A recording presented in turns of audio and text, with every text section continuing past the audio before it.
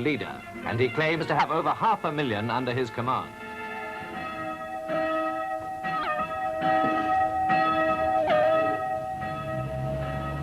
Yet last summer, in a rundown suburb of Derby, a few emigre Serbs paid homage to the other great leader of Yugoslav resistance.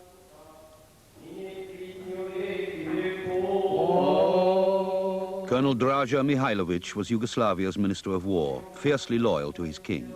For 2 years, he enjoyed moral and material support from the British. Then, in a dramatic switch of policy, Britain dropped him in favor of his arch rival, the Communist Tito.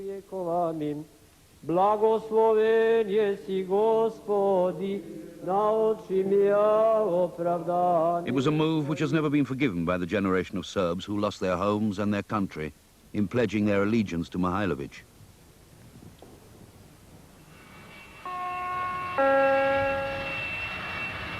Yugoslav Airlines arrival from Zagreb flight 896.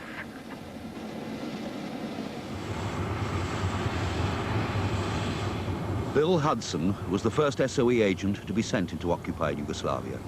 It's the first time he's been allowed back inside the country since the war. He was the only British officer who met both leaders. In total isolation, he had the personal agony of choosing between their different approaches to guerrilla warfare and the political aspirations that lay behind them.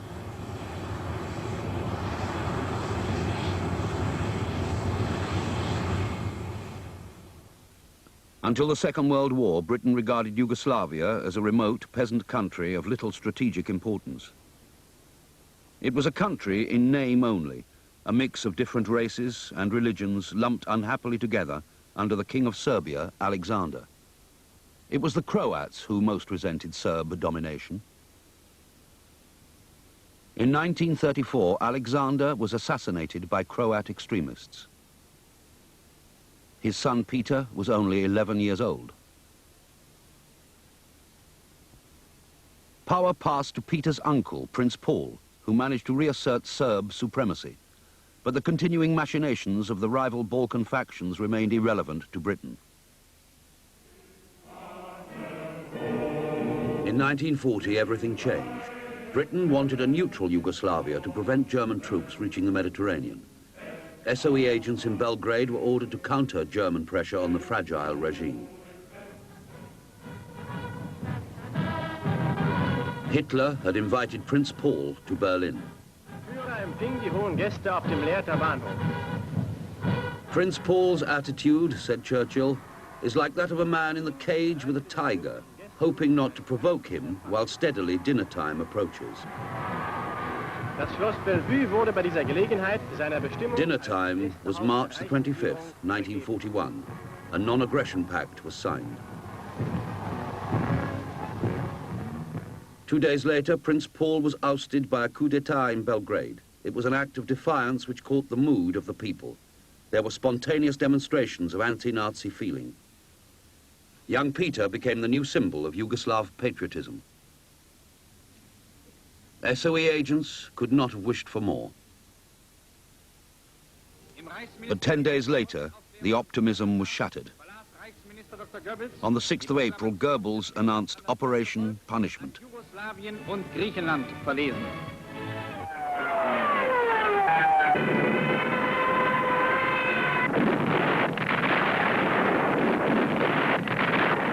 Belgrade was ausradiert, rubbed out.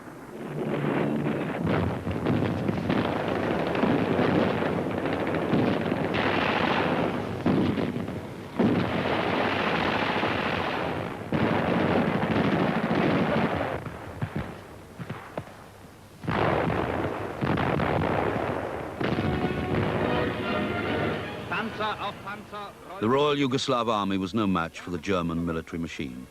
After 10 days, they surrendered. Wieder hat sich eine serbische Kampfgruppe ergeben. Das britische Vizekonsulat.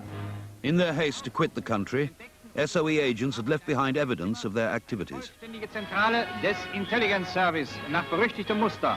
Propagandamaterial zur Aufhetzung der Bevölkerung. It would now be up to the few friendly Yugoslavs who had been given British radio sets to get information out.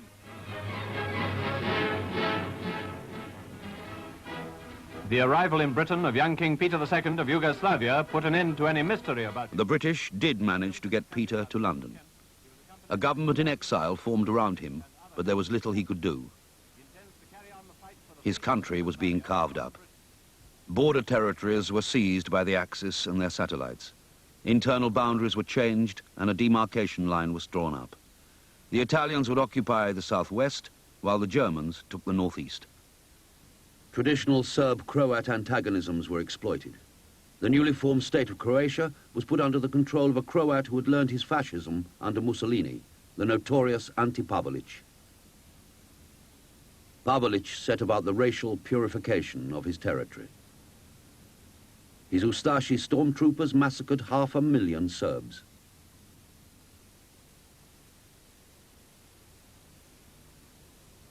Serbia itself was more directly controlled by the Germans. Here, another Quisling, General Nedic, was found to keep down the local population. Within a few months, Yugoslavia had been dismembered. But SOE was in the dark. None of the radio sets left behind came up on the air. It was not until the summer that news reached Istanbul. Istanbul was only one step outside the Axis fortress and had become a center for the intelligence trade. Here, SOE agents first learned that pockets of resistance were forming throughout Yugoslavia. The information was quickly passed to SOE's operational base for the Balkans, which was in Cairo.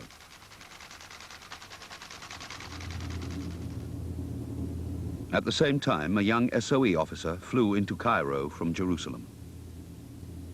He knew the names of potential resistance leaders in Yugoslavia and was determined to convince his superiors to get agents back into the country.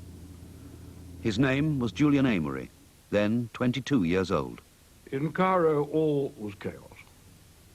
That particular branch of our secret operations was going through one of its perennial reorganizations. It was difficult to get anybody to pay the faintest attention to what I had to say. I went and saw the commander-in-chief, General Auchinleck, who was very sympathetic, but it wasn't entirely his pidgin. So I did something which I only did once in the war.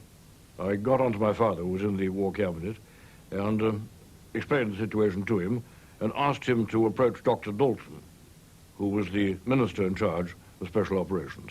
And then things began to hum.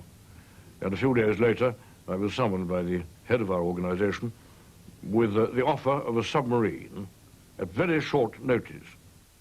HMS Triumph was standing by, but Amery had no one to send. He consulted the head of Yugoslav intelligence. Within 6 or 7 hours, he'd produced 3 exiled Yugoslavs, 2 officers, and 1 wireless operator. But he said, I can only give them to you if you'll produce a British officer who can go too. It wasn't so easy to find. But there was a mining engineer, and he had volunteered to go. Bill Hudson had spent 5 years in Yugoslavia prospecting for minerals before the war. He'd originally volunteered for SOE, thinking his knowledge of explosives might be valuable. He loved the Yugoslavs, particularly the Serbs, and spoke the language like a native. But he was not a political animal or a military man. He was given an officer's uniform, put in the submarine, and told to go in and coordinate the forces of resistance against the enemy.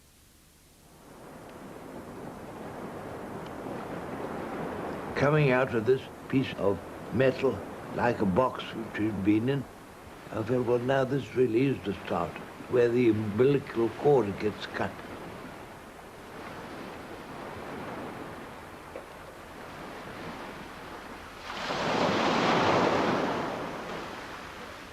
They just pitchforked me into their country without any preparation whatsoever. 3 lines of Italians lay between Hudson and the interior. He could hear their voices and the clatter of their mess tins. The radio equipment was primitive and very heavy.